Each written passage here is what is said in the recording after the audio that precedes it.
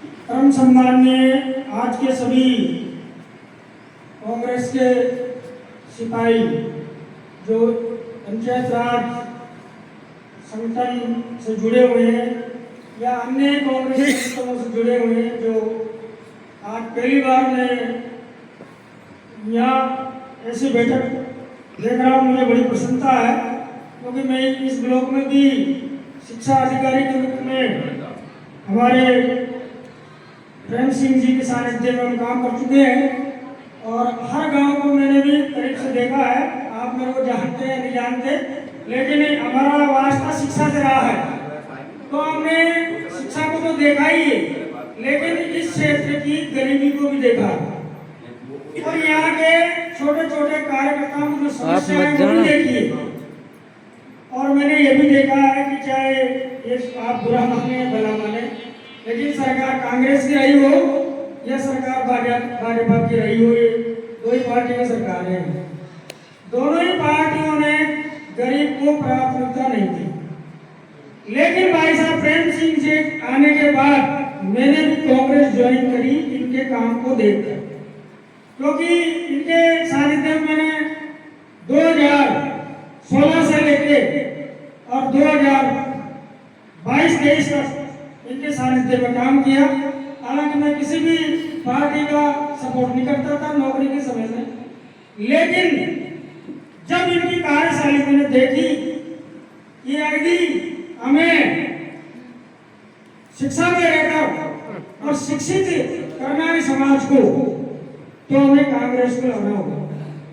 क्यों लाना होगा? क्योंकि कांग्रेस ही वो पार्टी है जो गरीबों का उत्थान कर सकती है। और मैं भाजपा के लोगों को भी देखता आया था, भाजपा के लोगों ने मुझे 3 बार वहां से भगाया। एक बार तो यहाँ तक कि क्योंकि मेरे पास ब्लॉक शिक्षा अधिकारी का भी कार्य रहा था छबड़ा के अंदर, और जब भाजपा के नेताओं के सीधे फोन आते थे तो एक व्यक्ति ने तो मुझे सीधा चैलेंज कर दिया था गोली मारने के लिए कि अगर मेरा काम नहीं करेगा तो गोली मार देंगे। मैंने वही पंचायत समिति में कपड़े खोल दिए, मैंने तेरी माए का लाल भूत किया है तो अभी मार, क्योंकि मैं मरना ही चाहता हूँ तेरे हाथ, लेकिन तेरा काम तो मैं अब करूंगा ही नहीं, चाहे तो सीएम वसुंधरा के चला जाए। तो मेरा रात को 12 बजे ऑर्डर आ गया, यानी कि कितना संगठन मजबूत था बीजेपी का कि मात्र 8 घंटे में ट्रांसफर हो गया। उस समय छोटे से लेकर बड़े भी मेरे रिश्तेदार भी बीजेपी में भी कांग्रेस में भी, लेकिन मैंने किसी से नहीं कहा कि तुम मेरा ट्रांसफर वापस करा सकते। मैंने उसी से कहा कि मैं जहां भी रहूंगा मैं मेरा काम ईमानदारी से करूंगा और तू ध्यान रखना और मेरी शकल को भूलना मत। अगर मैं जिंदा रहा तो तुझे बता दूंगा कि तेरी औकात क्या है।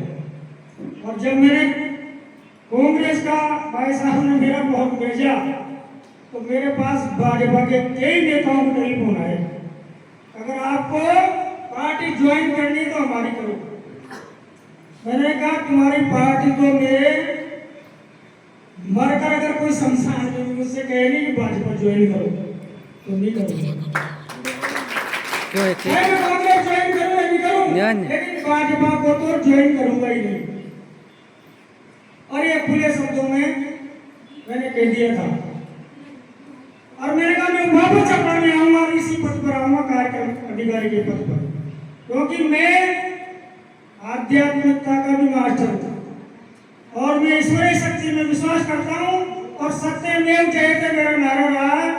और भाई साहब सानू जी ने मुझे करीब से देखा, कतनी कटी पूछ रहा कतनी कटी बड़ा इनके सानिध्य में मेरा मनोबल बनता रहता था और मैंने फिर आकर वही जंग छेड़ी और हर विद्यालय को ऊपर उठाने की कोशिश की।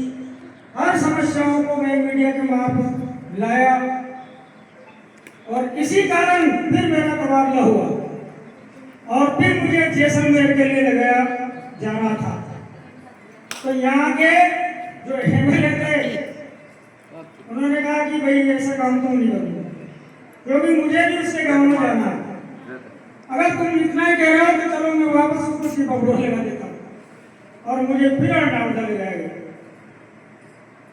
अनावदा में भी जब मैं हर गांव में गया और कुछ ही दिनों बाद भाई साहब आ गए और इनके सानिध्य में मैं रहा तो एक वकील ने मेरे पर मुकदमा भी दायर कर दिया जो आज तक भी चल रहा है 18 साल से।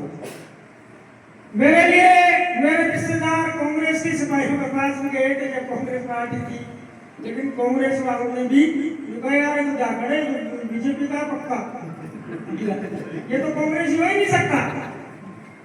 मुझे आज उन कांग्रेसियों के चेहरे याद है जिनके पास मेरी अर्जी लेकर गए थे, फिर भाजपा आ गई, भाजपा के पास भी गई, मुझे जबरदस्ती एमएलए साहब के पास ले गई, चला गया मैं। अरे भाई अब मेरी तो सरकार है नहीं, अब मैं कैसे करूँ तो जिसको साइन कर दूँ। मैंने उनसे कहा मैंने एमएलए साहब सच बोलो, मैं तो हिंदुस्तान में हूँ, पाकिस्तान में थोड़ी मेरा पहुंची जहाँ से मुझे तुम हिंदुस्तान लाओ। लेकिन अभी अभी ये मेरे पास लिस्ट है और इसके आदमी भी आपके पास आए थे और ये कांग्रेसी है और तुम भाजपा के बोले हो, फिर इनका ट्रांसफर कैसे हो? चलो मैं तो कुछ भी नहीं हूँ, मैं भाजपा हूँ नहीं कांग्रेस। तो ऐसी छोटी छोटी बातें मैंने देखी, लेकिन भाई साहब प्रेम सिंह जी ने वो बात मैंने देखी कि इन्होंने नजदीक से गांव गांव जाके घर घर जाके उस समय नौकरी के समय दी और चाहे इनके रिश्तेदार हो इनकी जाति के हो, लेकिन इन्होंने हमेशा सच्चाई का ही पक्ष किया। ये बात सबसे ज्यादा मुझे हृदय में छुई कि चाहे ये कुछ भी करते हो लेकिन इनके दर्द गरीबों का। और मैंने वही कर लिया था कि सर आप जिस पार्टी में जाओगे मैं भी उस पार्टी में जाऊंगा, मुझे चुनाव तो लड़ना नहीं, न मुझे पंच बनना न सरपंच बनना, मेरा तो यह है कि जो भी बने जिस पंच से भी बने। भाई साहब भद्राज जी मेरे को उस समय से जानते और हम मिलते रहते थे और इनका भी हम मनोबल बढ़ाते रहते थे कि भाई साहब चलते रहो, एक दिन आप भी कहीं ना कहीं जरूर जीतोगे। तो ऐसे क्योंकि हमारा तो कार्यक्रम अब केवल आप लोगों को समझाने और बुझाने और जागरूक करने का है, तो आप अपने आप को देखिए कि इतने वर्षों से क्या हमारे गली मोहल्ले और गांव का उद्धार हुआ है क्या? तो आप उन लोगों को चुनिए और उन लोगों के लिए आप फेर भी करिए बड़े नेताओं से कि इनको टिकट दो, इनको टिकट दो, क्योंकि इनको हम निकट से जानते हैं, क्योंकि वो लोग जीत कराएंगे तो वही लोग यहाँ का उद्धार करेंगे।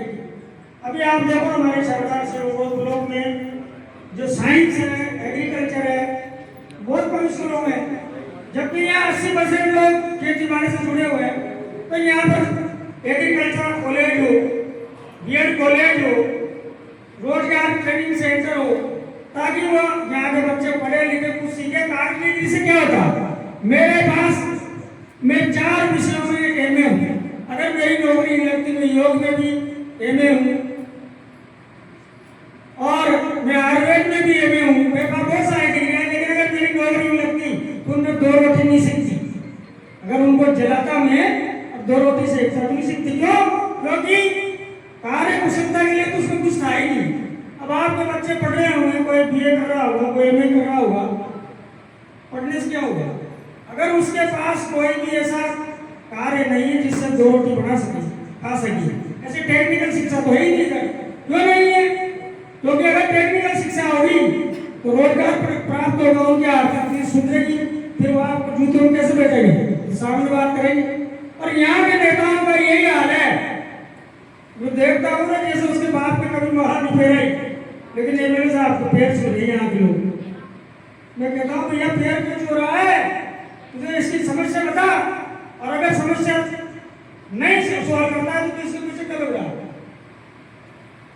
तो आपको तो मैं इस मन से यही जागृति देना चाहता हूँ कि आप ऐसे व्यक्ति का समर्थन करें जो आपका काम कर सके और कांग्रेस से ये लड़ सके। और गरीबों का उत्थान तो गरीब के हाथ में है। क्यों? क्योंकि लोकतंत्र में सबसे बड़े अधिकारी आप ही हो। कैसे कि एक एमएलए आएगा, मुख्यमंत्री आएगा, प्रधानमंत्री आएगा, वो आपके सामने जो लिखेगा। हाँ भाई साहब, पेमेंट कब लाएगा? पेमेंट तो मैं सीधा दे दूंगा, आना। कोई दिक्कत नहीं, आप तो आपको छो जाओ, लगता है स्वरूप वहीं को मिल भूल जाए, गए मैं वहीं कि आऊँगा, मेरे अंदर कितनी ताकत है और कोई दिक्कत नहीं, स्वरूप को जल मैं गया यहीं तो रहता तुम्हारी हूँ, दिमाग चिपा में आया कलोल था। में ही रहता हूँ। और उसने शाम शाम दंड मत ले लिया और फिर 5 साल के लिए सो गया। उसने आप उसकी चौकड़ी देखो, उसकी तो मेरी उम्र 64 साल है, 64 साल से मैं नेताओं को देख रहा हूँ। मैंने ऐसे नेता भी देखे जिसके पट्टी चट्टी के पैसे नहीं थे, लेकिन आज उसके बच्चे विदेशों में पढ़ रहे हैं। आज उनकी संपत्ति देखो कैसे बढ़ रही है। अब आप उसके लिए आर्ट ही लगा सकते हो कि मेरे क्षेत्र में जो कोई भी है उसने क्या किया और कितना पैसा कहाँ लगाया। जब तक जागरूक नहीं होंगे तब तक ऐसे जो बनते रहेंगे, खाते रहेंगे, मौज उड़ाते रहेंगे और गरीब गरीब ही रहता रहेगा। तो आप अपने बच्चों को शिक्षित करिए, लेकिन किसके लिए शिक्षित करिए? लोकतंत्र के लिए। नौकरी के लिए शिक्षित करना नहीं है, रोजगार के लिए शिक्षित करिए। अपने बच्चों को अपना काम भी सिखाइए। ये नहीं कि मान लो उसको पढ़ाई रख दे और मान लो उसको नौकरी मिलेगी तो तुम्हारी 2 बीघा जमीन को भी आग नहीं सकता, उसको भी ट्रैक्टर से उगवाएगा, क्या बचेगा आपके पास? तो आज मुझे बड़ी खुशी है कि अधिक मात्रा में महिलाएं भी आई है और इन महिलाओं से मैं अनुरोध करूंगा कि आप चाहे मुक्ति पर हो, आप घर घर गोपनीय अभियान चलाएं और कांग्रेस के पक्ष में माहौल पैदा करें। और हम सब जो है इस मंच पे यह शपथ लेकर जाए कि हम मीटिंगों में जहाँ जहाँ हमें बुलाया जाए वहाँ जाएं और अन्य लोगों को साथ ले जाएं और यहाँ से जाने के बाद भूल नहीं जाएं कि मीटिंग में हमारे अध्यक्षों ने क्या क्या कहा। उनको ये संदेश बताया जाए, यदि आपको उद्धार करना है तो फिर से कांग्रेस लाइए, अन्यथा ऐसा समय आने वाला है कि आपके बच्चे झंडे उठाने के लिए, जेब बोलने के लिए खड़े खड़े किए जा रहे हैं। जैसे यात्राएं चल रही, पद यात्राएं चल रही है।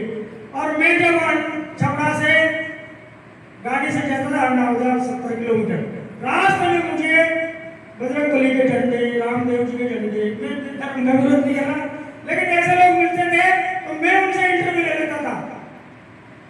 अरे भाई साहब, आप ये पद यात्रा कर रहे हैं, किसके लिए कर रहे हैं? क्या आपको नौकरी मिलेगी डॉक्टर की, इंजीनियर की वो मिलेगी? आप ये पास हो जाएंगे? वो बच्चे मेरे तरफ गौर से देखते। मैंने कहा भैया मैं मना नहीं करता, उठाइए झंडा, लेकिन अपने बारे में भी सोचिए कि आप इन झंडों से आपको क्या मिल जाएगा। तो एक तरह से धर्म का आंदोलन फैला दिया, लोगों का ब्रेन वॉश कर दिया और आपका रोजगार से क्या, शिक्षा से भी हटाने वाले हैं। क्योंकि आपको कई कला हो रही है, कई भागवत हो रही है और बांटे जाओ प्रसाद, परीक्षा आ रही, बच्चों का प्रसाद बांटवाना, पढ़ने की कोशिश का ध्यान ही नहीं है, कहाँ से बनेगा वो तो वही झंडे उठाए। तो इसलिए शिक्षा पर ध्यान दीजिए, चाहे नौकरी लगे या नहीं लगे, आपका हर बालक शिक्षित होना चाहिए, स्थानीय स्तर पर जो भी है, और अपने विद्यालय को भी अपडेट करिए।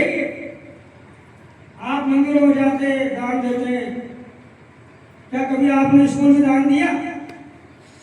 मैं समझता हूँ 90% लोगों ने स्कूल में दान नहीं दिया। लेकिन आज यहाँ से एक शब्द और लेकर जाओ कि चाहे 1 रुपये बचाओ, क्योंकि भगवान को पैसे की जरूरत नहीं है, पैसे की जरूरत तो आप लोगों को, क्योंकि भगवान तो आप कहाँ देखोगे? पत्थर की मूर्ति में देखेंगे। तुम्हारे बच्चे को चड्डी चाहिए, भगवान को नहीं चाहिए। तुम्हारे बच्चे को पेंट चाहिए, भगवान को नहीं चाहिए। उन्हें गुलाब जामुन चाहिए, तुम्हारे बच्चों को चाहिए। तो इस पर विचार करो, अंधा अनुग्रह मत करो। भगवान तो केवल आपके अंदर है। भगवान कौन है? भगवान तो आप ही। आप मंदिर में ढूंढने जा रहे हो, कैसे? इसके वर्णों को पढ़ो, ब ग व न। ब माने भूमि, ग माने गगन, व माने वायु, इन तीनों के बीच में अग्नि छिपी हुई है, और न माने नील। इन 5 तत्वों से जो बना है वो भगवान है। अब आप बड़े हर चीज उससे बड़ी 5 तत्वों से। आप भगवान आप क्या ढूंढने जा रहे हो? भगवान तो आप ही है। आप उस जिन्ने भगवान को तो जल्दी मिला रहे और वहां दूध से स्नान करवा रहे। तो जरा सोचिए, विचार करिए, ये क्यों नहीं विचार करते? तो अपने पास शिक्षा है ही नहीं। जब मैं किसी स्कूल को इंस्पेक्शन के लिए जाता था तो मैं प्रार्थना के समय जाता था अक्सर, और प्रार्थना में मैं बच्चों से वो संदेश देता, बेटा भगवान तो तू ही है, अगर तुझे ढूंढना है तो इस चौले में परम पिता को ढूंढ जिसने तुझे भेजा, और इसके लिए पूजा की जरूरत नहीं है। उसके लिए जरूरत है ज्ञान की, तो अपने आप ध्यान कर और ध्यान में उसको उससे पूछ कि मैं कौन हूँ, तुझे शक्ति का पता चलेगा।